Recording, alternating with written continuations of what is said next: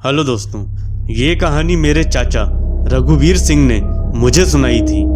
चाचा जी रेलवे में टीटीई के पद पर काम करते थे और रेलवे क्वार्टर में रहते थे। उनकी जिंदगी सामान्य और सरल थी, लेकिन एक घटना ने उनकी जिंदगी को पूरी तरह बदल कर रख दिया। रेलवे कॉलोनी के क्वार्टर नंबर 17 के बारे में अक्सर अजीब अजीब बातें सुनने को मिलती थी।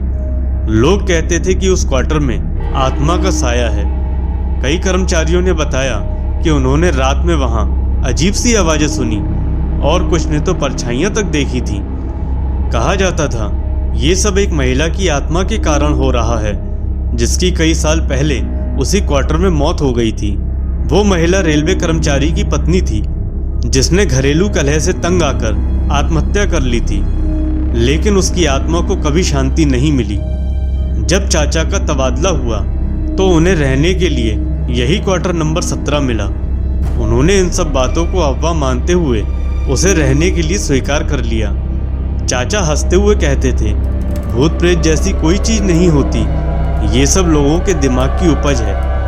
दोस्तों, पहले कुछ दिन सब सामान्य था। चाचा ने वहां आराम से रहना शुरू कर दिया, लेकिन धीरे धीरे अजीब घटनाएं होने लगी। एक रात लगभग 12 बजे चाचा को ऐसा लगा जैसे कोई दरवाजा खटखटा रहा हो।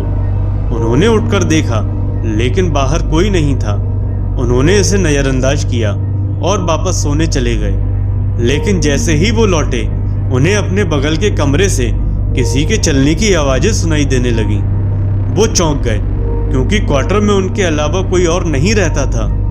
उन्होंने हिम्मत जुटाकर कमरे में जाकर देखा, लेकिन वहां कोई नहीं था। हालांकि कमरे में एक अजीब सी ठंडक महसूस हो रही थी। कुछ दिनों बाद एक रात जब चाचा अपनी ड्यूटी से लौटे, तो उन्होंने देखा कि क्वार्टर की खिड़की से कोई परछाई झांक रही थी। पहले उन्हें लगा कि ये उनकी नजरों का धोखा है, लेकिन जब उन्होंने ध्यान से देखा तो वो परछाई एक महिला की थी, जो उन्हें घूर रही थी। चाचा ने तुरंत दरवाजा खोला और घर में घुसे, लेकिन वहां कोई नहीं था। उस दिन के बाद से अजीब घटनाएं और बढ़ गईं। अक्सर चाचा को लगता था कि कोई उनके पीछे चल रहा है। जब वो मुड़कर देखते तो वहां कोई नहीं होता।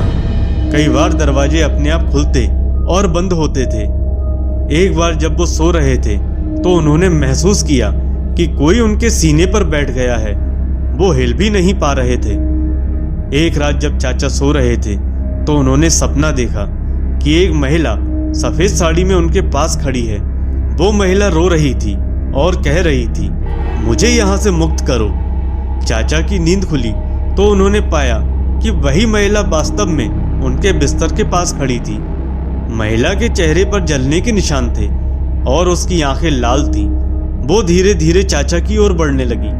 डर के मारे चाचा बिस्तर से उठकर भागे, लेकिन जैसे ही उन्होंने दरवाजा खोलने की कोशिश की, दरवाजा अटक गया।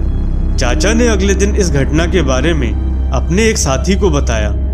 साथी ने उन्हें एक तांत्रिक के पास जाने की सलाह दी।